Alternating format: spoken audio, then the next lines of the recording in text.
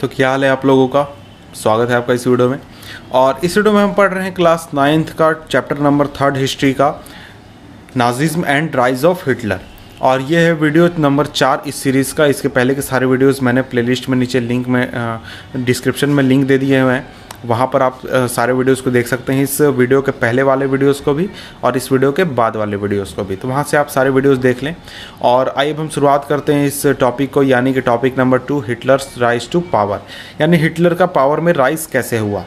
तो देखिए, इकोनॉमी में जो क्राइसिस चल रहा था, पॉलिटिक्स में जो क्राइसिस था और सोसाइटी में जो एक तरह का क्राइसिस था, उसने हिटलर के राइज के लिए एक बैकग्राउंड तैयार किया। तो अब हम समझते हैं कि इकोनॉमी में क्या क्राइसिस था और पॉलिटी और सोसाइटी में क्या क्राइसिस था।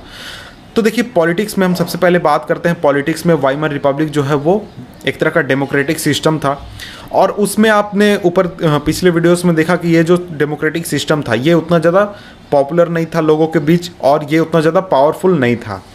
इसका मतलब ये है कि वो उसने क्या कहते हैं कि जो फर्स्ट वर्ल्ड वार के जो बाद जो संधि हुई, वर्साई की संधि, उसे स्वीकार किया, और इस वजह से लोग इससे काफ़ी ज़्यादा नाराज़ थे, और जो डेमोक्रेटिक सिस्टम था वो उतना ज़्यादा फेमस भी नहीं था।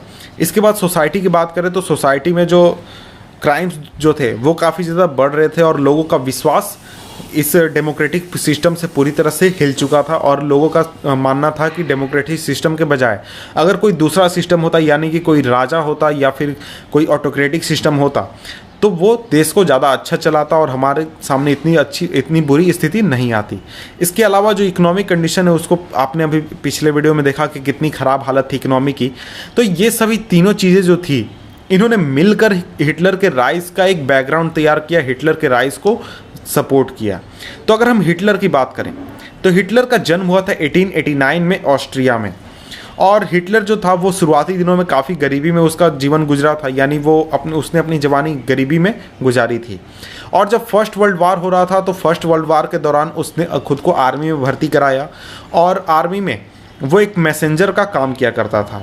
और मैसेंजर रहते रहते वो कॉर्पोरल बन गया, और उसे ब्रेवरी के लिए काफ़ी ज़्यादा मेडल्स भी मिले।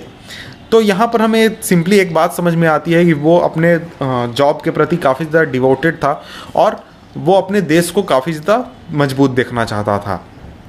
लेकिन जब जर्मनी की डिफ़ीट हुई तो जर्मनी की डिफ़ीट ने उसे काफ़ी ज़्यादा परेशान कर दिया, और वो उस हार को बिल्कुल भी पचा नहीं पाया। और इसके बाद जो वर्साई की संधि हुई, यानी फर्स्ट वर्ल्ड वार के बाद जो वर्साई की संधि हुई, उसने बिल्कुल उसे आग बबूला कर दिया। उसका रीज़न ये था कि वर्साई की संधि में जर्मनी के साथ इतनी ज़्यादा ज्यादती की गई थी। सभी वार के लिए कंपनसेशन जर्मनी को देना था, उसके ज़्यादातर हिस्सों, मिनरल रिच हिस्सों को कब्जा कर लिया गया था फ्रांस और दूसरे देशों द्वारा। तो इस वजह से उसके अंदर काफ़ी ज़्यादा बदले की भावना आ गई थी, और काफ़ी ज़्यादा वो इस बात से दुखी था कि ऐसा नहीं होना चाहिए था।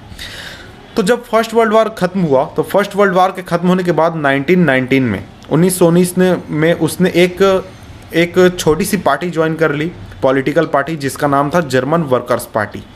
और धीरे धीरे वो इस पार्टी में काफ़ी ज़्यादा फेमस हो गया, और इस पार्टी को उसने अपने अंदर में ले लिया, यानी अपने कब्जे में ले लिया पूरे ऑर्गेनाइजेशन को। और इस पार्टी को उसने नया नाम दिया, जिसका नाम था national socialist German workers party. और इस पार्टी का आगे चलकर एक फेमस नाम हो गया, शॉर्ट नेम, जिसे हम कहते हैं नाजी पार्टी के नाम से भी जानते हैं। और जैसा कि इस चैप्टर का नाम है Nazism and rise of Hitler, और इस चैप्टर में हम पढ़ रहे हैं नाजिज्म के बारे में, यानी उस पार्टी के विचारधारा के बारे में। तो देखिए, यहाँ तक तो ठीक है कि वो उसने पार्टी ज्वाइन कर ली, पार्टी ज्वाइन करके वो पार्टी पर उसने कब्जा कर लिया, और वो काफ़ी ज़्यादा फेमस हो गया पार्टी के अंदर।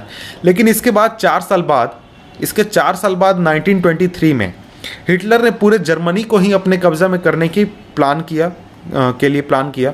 उसने सबसे पहले बावेरिया को कब्जा करने की कोशिश की, इसके बाद बर्लिन की ओर उसने मार्च किया और बर्लिन को कैप्चर करने की कोशिश की। लेकिन जो है वो इस प्लान में फेल हो गया, और इस प्लान में फेल होने के बाद उसे गिरफ्तार कर लिया गया, और उसे देशद्रोह के आरोप में जेल में डाल दिया गया, और उसे करीब 5 सालों की सज़ा हुई थी। लेकिन उसे 10 महीने के कैद के बाद छोड़ दिया गया। तो देखिए, जो नाजी पार्टी थी, यानी जो नाजिज्म था, वो उतना ज़्यादा शुरुआत में फेमस नहीं था, और उससे उतना ज़्यादा पॉपुलर सपोर्ट भी नहीं मिल रहा था 1930s के शुरुआत तक। तो देखिए, उससे जो सपोर्ट मिलना शुरू हुआ वो ग्रेट डिप्रेशन के दौरान हुआ, और ग्रेट डिप्रेशन के दौरान जो नाजिज्म था वो एक तरह का मास मूवमेंट बन गया। तो वो कैसे? तो देखिए, ऊपर हमने जैसे बात की कि इकोनॉमिक कंडीशन, पॉलिटिकल कंडीशन और सोसाइटी कंडीशन, इन सभी ने मिलकर हिटलर के राइज को सपोर्ट किया था। तो अब हम देखते हैं कि ये जो ग्रेट डिप्रेशन था उसने हिटलर के राइज को किस तरह से मदद किया। तो जैसा कि हमने ऊपर देखा है कि 1929 के बाद इकोनॉमिक डिप्रेशन आया पूरे वर्ल्ड में, लेकिन जर्मनी इससे काफ़ी ज़्यादा प्रभावित हुआ।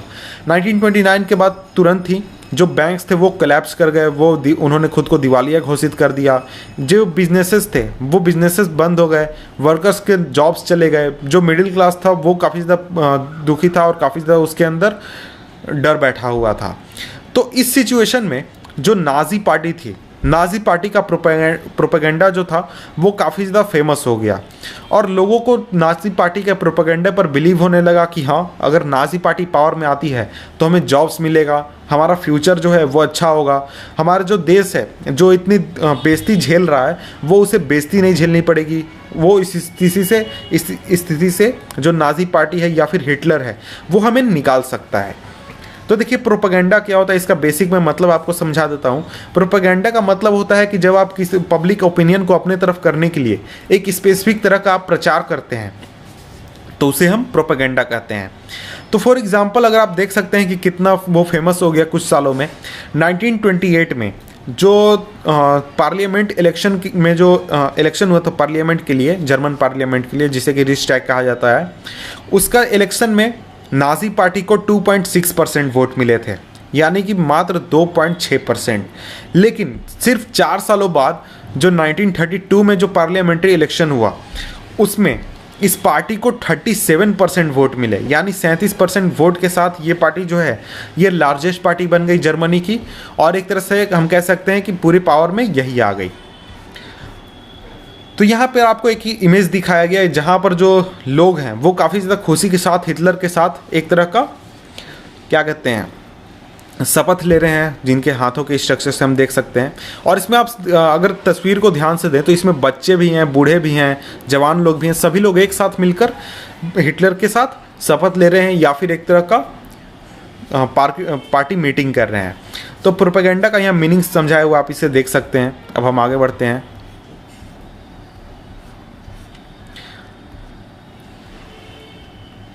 तो यहाँ भी आप देख सकते हैं कि कितनी बड़ी रैली आयोजित की गई है और ऐसी रैलियाँ जो हैं वो हिटलर बहुत ही ज़्यादा संख्या में आयोजित करता था ताकि लोगों के मूवमेंट को बढ़ाया जा सके और लोगों को अपनी तरफ आकर्षित किया जा सके और सभी को बताया जा सके कि हाँ, हमारे बीच जो है वो लोगों का बहुत ज़्यादा सपोर्ट है। तो देखिए, हिटलर जो है वो बहुत ही पावरफुल स्पीकर था, यानी वो भाषण इतनी अच्छी देता था कि लोग उसकी ओर बहुत ही ज़्यादा आकर्षित हो जाते थे और उसके जो भाषण में जो बातें होती थी वो लोगों को काफ़ी ज़्यादा मूव कर देती थी, यानी लोग उससे बिल्कुल ही हामी भरने लगते थे कि हाँ, ये जो आदमी है ये बिल्कुल सही कह रहा है।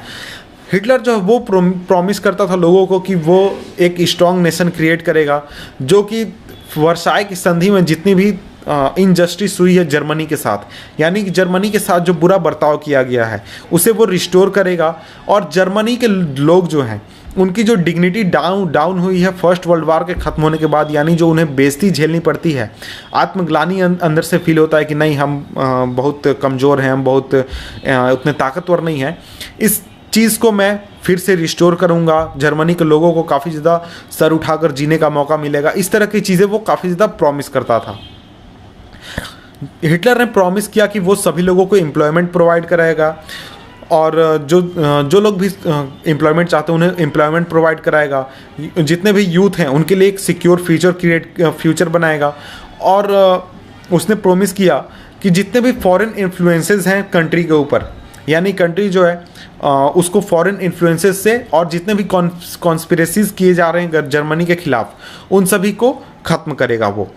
तो इस तरह की बातें वो रैलीज में किया करता था और वो लोगों से कहा करता था। Hitler devised a new style of politics. Hitler जो है उसने एक नए तरह के पॉलिटिक्स की स्थापना की। उसने अंडरस्टैंड किया कि जो रिचुअल्स है और जो स्पेक्टिकल्स है, मास मोबिलाइजेशन में जितने भी रिचुअल्स किए जाते हैं उनका काफ़ी ज़्यादा योगदान है। और जो नाजीज थे वो मैसिव रैलीज़ में बिलीव करते थे, यानी वो छोटे छोटे रैलीज़ नहीं किया करते थे, वो बड़े बड़े रैलीज़ किया करते थे और इसी तरह के वो पब्लिक मीटिंग्स भी किया करते थे ताकि हिटलर का जो सपोर्ट है उसे डेमोन्स्ट्रेट कर सके, लोगों को दिखा सके और दूसरे देशों को लोगों को भी दिखा सकें। और जो लोग हैं वहाँ के, यानी कि जो लोग रैलियाँ में आ रहे हैं, उनके बीच एक यूनिटी का भाव भी क्रिएट कर सकें कि हाँ भाई, तुम गरीब हो, तुम अमीर हो, तुम कुछ भी हो, लेकिन तुम एक साथ हो। इस तरह का भाव वो लोगों के बीच लाना चाहते थे, इस तरह के बड़े बड़े रैलियाँ कर कर। जो रेड बैनर्स होते थे जिसमें कि स्वास्तिका सिंबल बना होता था, और जो नाजी सैल्यूट होता था, और जो रिचुअलाइज्ड राउंड्स होते थे अप्लाउज के स्पीचेस के बाद, ये एक तरह का हिस्सा थे इस तरह के रैलीज के, ताकि वो पावर को एक तरह से दिखा सके। तो ये पूरा एक तरह का प्रचार सिस्टम था जिसमें कि लोगों को मूव करने का तरीका अपनाया गया था। Nazi propaganda skilfully projected Hitler as a messiah, a savior, as someone who had arrived to deliver people from their distress। तो जो नाजी प्रोपेगेंडा होता था वो इस तरीके से हिटलर को प्रोजेक्ट करता था कि हिटलर जो है वो एक मसीहा है, एक सेवियर है, जो कि पूरे देश को बचा सकता है और पूरे देश के दुखों का निवारण कर सकता है। तो इस तरह की चीज़ों को दर्शाया जाता था प्रोपेगेंडा में। It is an image that captured the imagination of people whose sense of dignity and pride had been shattered. तो आप सोचिए कि वैसे लोगों के बीच जिनकी जो डिग्निटी है, जिनका जो प्राइड है, वो पूरी तरह से चकनाचूर हो चुका है। वो चाहते तो हैं कि वो डिग्निटी के साथ जिएं, प्राइड के साथ जिएं, लेकिन वो ऐसी स्थिति में है कि वो अपना सर भी नहीं उठा सकते हैं। तो वैसे लोगों के बीच में अगर ऐसी बातें कोई आकर करेगा कि हाँ, मैं आपके डिग्निटी को रिस्टोर कर सकता हूँ, मैं आपको फिर से पावरफुल बना सकता हूँ, आप कहीं भी सर उठाकर जी सकते हैं, जा सकते हैं, तो वैसे लोगों के बीच में ये जो प्रोपेगेंडा था बिल्कुल सही बैठता था और लोग इससे काफ़ी ज़्यादा प्रभावित होते थे। और जो लोग पॉलिटिकल क्राइसिस के बीच और इकोनॉमिक क्राइसिस के बीच रह रहे थे, उन्हें ऐसे प्रोपेगेंडा मिलते थे कि देखिए, आपको जॉब्स मिलेंगे, इकोनॉमी जो है वो काफ़ी अच्छी होगी, पॉलिटिकल कंडीशन जो है वो सुधरेंगे। तो इन सभी चीज़ों के साथ जो नाजी प्रोपेगेंडा है वो लोगों को मूव करने में सक्षम थी, यानी लोग उसके सपोर्ट में काफ़ी ज़्यादा बढ़ रहे थे। तो इस तरीके से आपने देखा कि जो इकोनॉमिक कंडीशन है, सोशल कंडीशन है और जो पॉलिटिकल कंडीशन था उस समय का, उन सभी ने मिलकर हिटलर के राइज को सपोर्ट किया, हिटलर के राइज को सुनिश्चित किया। तो इस टॉपिक को हम पढ़ेंगे नेक्स्ट वीडियो में, topic number 2.1 the destruction of democracy. तो उसका लिंक मैं नीचे डिस्क्रिप्शन में दे दूंगा, वहाँ से आप इस टॉपिक को देख सकते हैं। तो मिलते हैं आपसे हम नेक्स्ट वीडियो में, तब तक के लिए गुड बाय।